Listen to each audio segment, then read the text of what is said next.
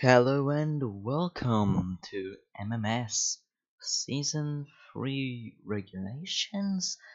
I would say this is Season 3 Introduction. So basically what I will talk about is the introduction to the season with every single change. And now what are you seeing on the screen is already the first point of this video, MMS Season 3 Regulations. So what are they? So we have some new rules and some new rule regulations. Okay, so the first thing that's gonna come back is fuel management and refueling.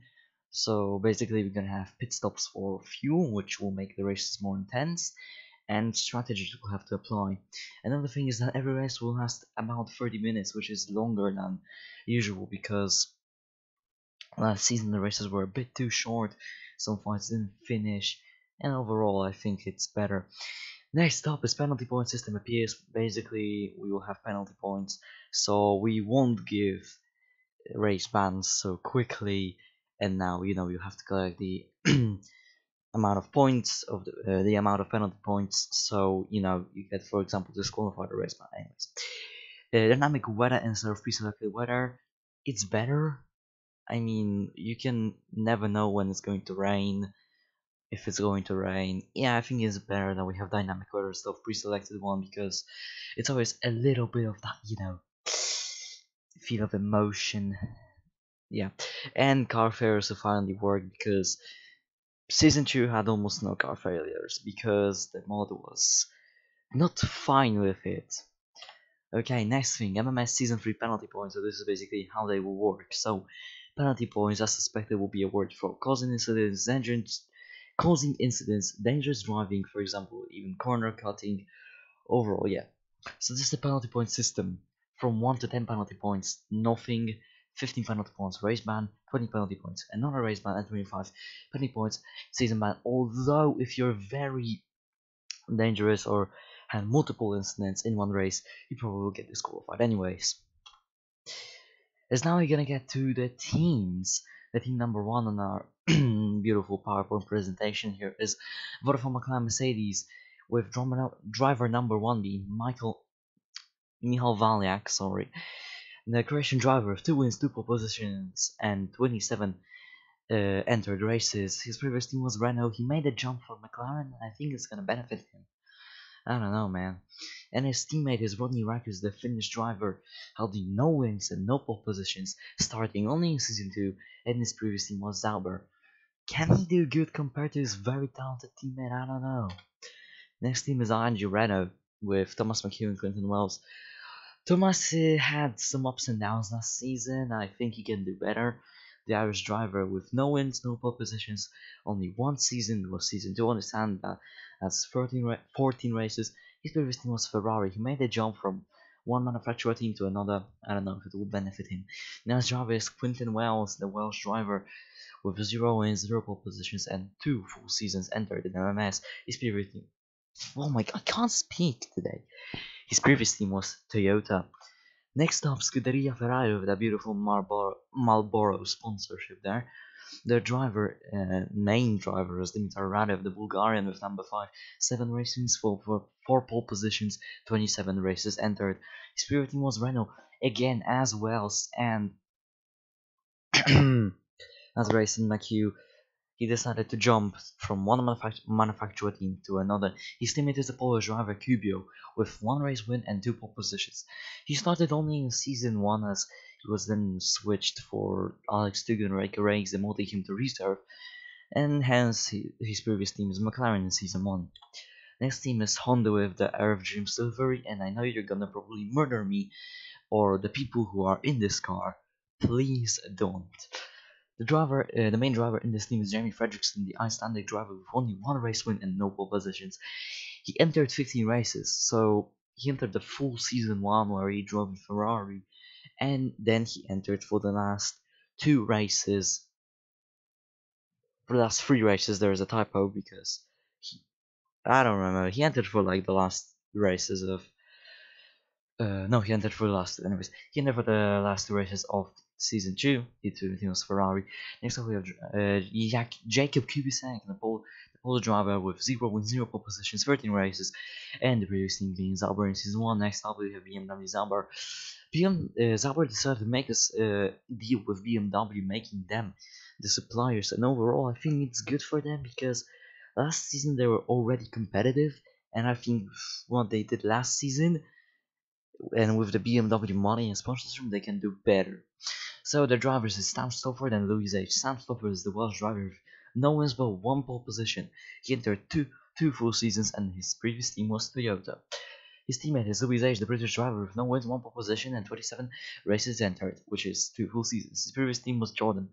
And fun fact, Louis is one of the most loyal drivers to Jordan that ever existed. Panasonic Toyota is the next team with Aaron Curtis and Matthew Sturdick. Sorry, I Matthew Turvik. Aaron Curtis is the Irish driver now holding the number 46. He didn't win a single race, nor was he on pole position, but he entered one full season. That was season 2.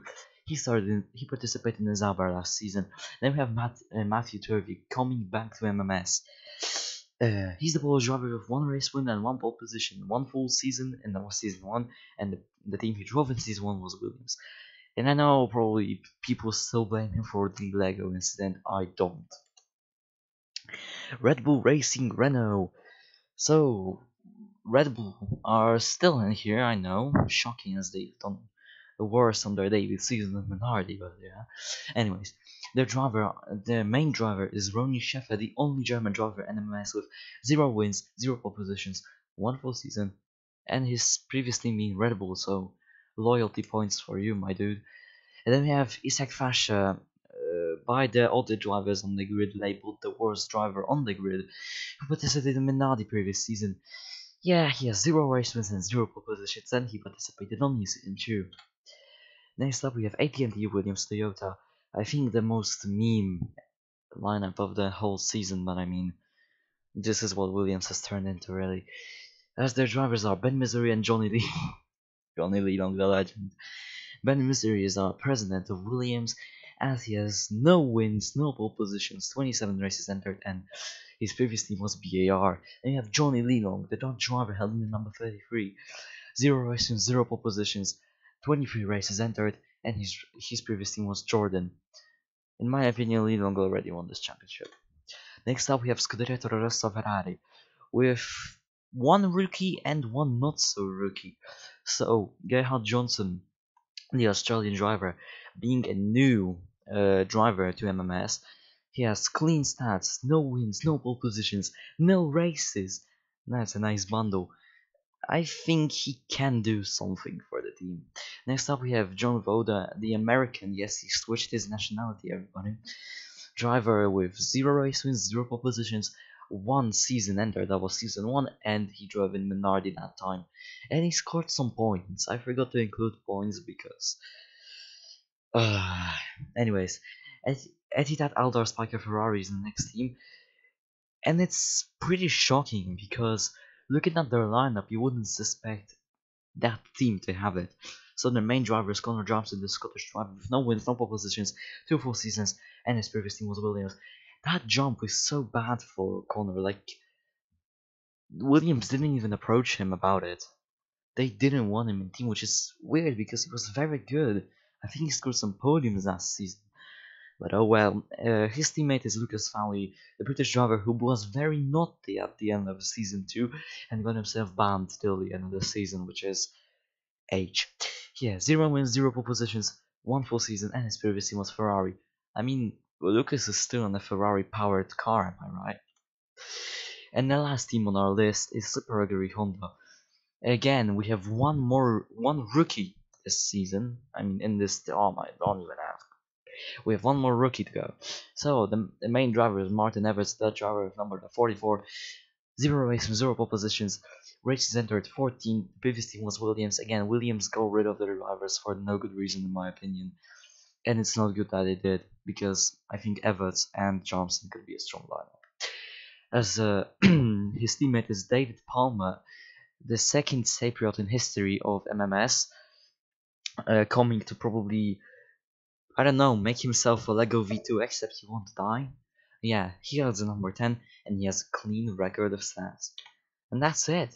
I mean, it says that's it for today's thingy. One more thing I wanted to say though, before this whole season starts. Preseason testing will be held tomorrow and on Sunday, but season 3 will be probably the most intense season of MMS in my opinion. Looking how we're making MMS upgradable, basically relying on your opinions on the calendar, relying on what you guys want, I am happy. Anyways, that was it from me, and see you on the preseason testing.